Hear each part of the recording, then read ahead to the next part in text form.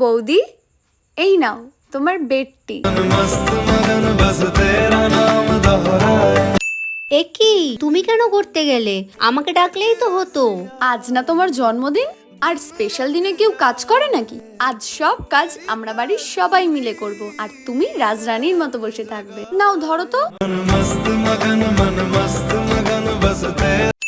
কি বৌমা, বাপের বাড়ি থেকে কি এইটুকু আসা কোন একটু কাজ তোমাকে দিয়ে হয় না? কোনো কাজের না তুমি।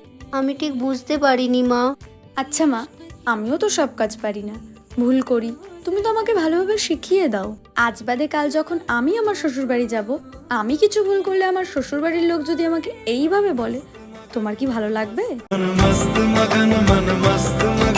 শোনো না, অনেকদিন কোথাও ঘুরতে যাই না, চলো না একটু ঘুরে আসি। একঘেয়ে আর ভালো লাগছে না। আমার এখন একদম হবে না, সময় নেই। তোমার তো কখনোই হয় না।